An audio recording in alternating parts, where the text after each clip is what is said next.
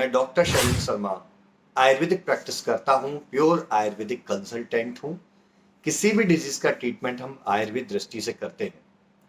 इस वीडियो में, आज के वीडियो में हम डिस्कस करेंगे कि किडनी फेल्यूर हमारी वजह से होता है और हम ऐसा क्या कर रहे हैं जिसकी वजह से हम किडनी फेल्यूर की तरफ जा सकते हैं। देखिए, मैं आपको पहले इस वीडियो में आगे बढ़ने से ये क्लियर कर दूं कि यदि आप इस वीडियो को सीरियसली देखना चाहते हैं और अन्य लोगों की हेल्प करना चाहते हैं तो आप इस वीडियो को देखिएगा, अन्यथा आप इस वीडियो को स्टार्टिंग में छोड़ के जा सकते हैं। इस वीडियो के माध्यम से मैं अपना एक एक्सपीरियंस शेयर करने जा रहा हूं जिसकी वजह से कैसे हम अपनी किडनी को खुद खराब कर लेते हैं, इसके बारे में एक अपना एक्सपीरियंस मैं आपके साथ शेयर करूंगा। क्योंकि किडनी फेल के क्या और रीजन हो सकते हैं, इसके ऊपर कई वीडियोस और कई आर्टिकल्स गूगल पे मिल जाएंगे जिनको आप इजीली पता कर सकते हैं। आप जब भी अल्कोहल, स्मोकिंग, इस प्रकार की चीजें बहुत ज्यादा करते हैं, आपकी किडनी फेल की तरफ आप जाते हैं। आप पानी का इंटेक बहुत कम करते हैं, आप किडनी फेल्यूर की तरफ जाते हैं। आप बहुत ज्यादा एसिडिक फूड मटेरियल का सेवन करते हैं, आप किडनी फेल्यूर की तरफ जाते हैं। आपको हाई ब्लड प्रेशर की प्रॉब्लम है और आप उसको इग्नोर कर रहे हैं तो आप किडनी फेल्यूर की तरफ जाते हैं। आप नमक बहुत ज्यादा खा रहे हैं भोजन में, स्पेशली सब्जी में ऊपर से डाल के आप नमक का सेवन कर रहे हैं, आप किडनी फेल्यूर की तरफ जा सकते हैं। आप डायबिटिक पेशेंट हैं, आप किडनी फेल्यूर की तरफ जा सकते हैं। आप गाउट के पेशेंट हैं, आप किडनी फेल्यूर की तरफ जा सकते हैं। आप रिमेटॉइड आर्थराइटिस के पेशेंट हैं, आप किडनी फेल्यूर की तरफ जाते हैं। इसी से जुड़ा मैं एक किस्सा आपको बताता हूं जो रिसेंटली मेरे फ्रेंड के साथ ऐसी घटना घटी है, उसकी फैमिली में, मैं आपसे शेयर करने जा रहा हूं। मेरे मित्र, एक बार मैं उनके पास गया और उन्होंने मुझे बताया कि उनकी माता जी और मदर का हाई ब्लड प्रेशर रहता है, बीपी बहुत ज्यादा बढ़ा हुआ रहता है। देखिए, मैं इस वीडियो में बताने जा रहा हूं कैसे हम एक बीमारी से बहुत भयंकर बीमारियों की तरफ चले जाते हैं और ये थोड़ी सी मूर्खता जो होती है ये जीवन ले सकती है और ले रही है। इतनी बड़ी बीमारियां हैं जो हमें परेशान भी नहीं कर सकती, लेकिन हम दौड़े चले जाते हैं उन बीमारियों की तरफ। कैसे जाते हैं इस वीडियो में आपको बताऊंगा। वीडियो बहुत ही नॉलेजेटिक होने वाला है, आप वीडियो को पूरा देखिए, अदरवाइज अभी छोड़ के चले जाइए। मैं आपसे कोई रिक्वेस्ट नहीं करूंगा क्योंकि ये आपके जीवन और आपके पड़ोसियों के जीवन, आपकी फैमिली के जीवन के लिए बहुत इंपॉर्टेंट वीडियो होने वाला है।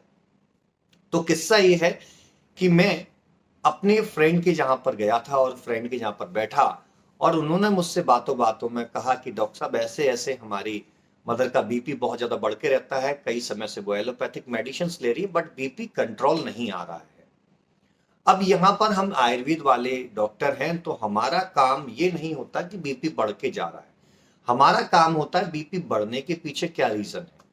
अब हम वहां पर उनको बात, पित्त, कफ तो नहीं समझा सकते थे, तो हमने उसी लैंग्वेज में उनको बताया कि क्या आपके डॉक्टर ने उनका रीनल प्रोफाइल टेस्ट कराया है, किडनी फंक्शन टेस्ट कराया है, क्या आपके डॉक्टर ने उनका कोलेस्ट्रॉल प्रोफाइल कराया है, क्या आपके डॉक्टर ने उनका लिपिड प्रोफाइल कराया। तो उन्होंने कहा नहीं, ऐसा तो कुछ नहीं कराया, बट वो ब्लड प्रेशर की मेडिसिन दे रहे थे काफी समय से और उस मेडिसिन की वजह से कंट्रोल भी था, बट अभी फिलहाल कुछ समय से बहुत ज्यादा बीपी बढ़ के आ रहा है और उसकी वजह से उनके पैरों में भी स्वेलिंग आ गई है।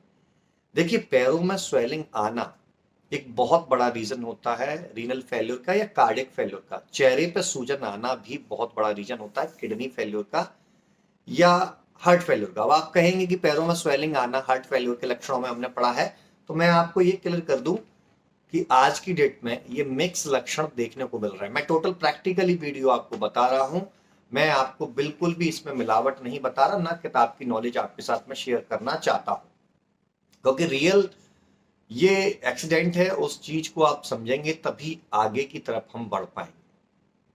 तो उन्होंने नहीं कराया, लेकिन फिर भी मैंने उनसे बोला कि आप ये टेस्ट कराइए और टेस्ट करा कर मुझे बताइए। उन्होंने वो सारे टेस्ट कराए।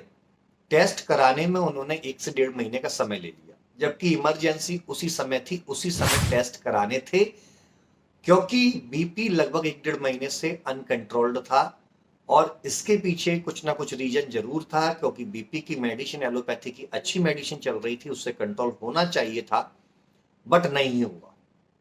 तो वहां से उन्होंने 1-1.5 महीने बाद उन्होंने रिपोर्ट्स कराई। पहली गलती की रिपोर्ट्स कराने में काफी समय उन्होंने लगा लिया। जब वो रिपोर्ट्स कराने के बाद उन्होंने मुझे सेंड की, तो रिपोर्ट्स के अंदर urea, uric acid and creatinine और एल्बुमिन, ये चारों प्रोफाइल बढ़ के आ रही थी। लिपिड प्रोफाइल में कोलेस्ट्रॉल थोड़ा बहुत बढ़ा हुआ था। उस थोड़े बहुत बढ़े हुए को हम इतना मेजर नहीं करते हैं, इवन डाइट से उसको कंट्रोल कर देते हैं।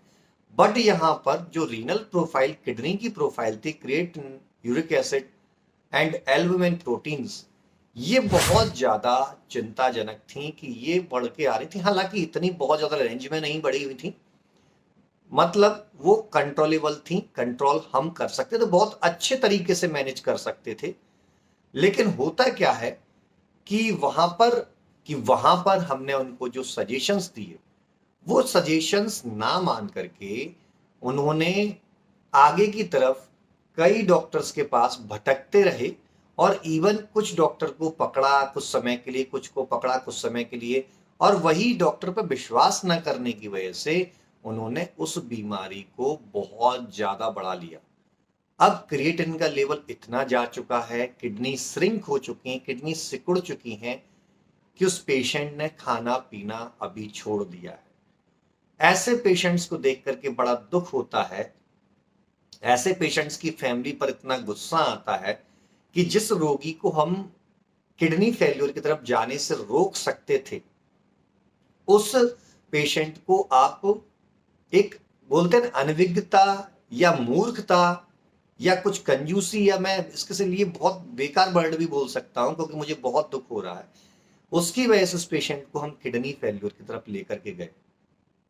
वो पेशेंट डेफिनेटली उसी समय स्वस्थ हो सकता था और उसकी बॉडी को नुकसान होने से बच सकता था। लेकिन हाँ, आयुर्वेद में अभी भी उम्मीद है, वो पेशेंट अभी भी ठीक हो सकता है, लेकिन समय लगेगा। कितना समय लगेगा ये नहीं कह सकते, लेकिन मेरा उद्देश्य यही था कि हम किडनी फेल्योर की तरफ कैसे जाते हैं, इस बात को मैं आप सभी तक पहुंचा सकूं। और YouTube से अच्छा इसका कोई माध्यम नहीं हो सकता, इसलिए मैं आज ये वीडियो आपके साथ शेयर कर रहा हूं।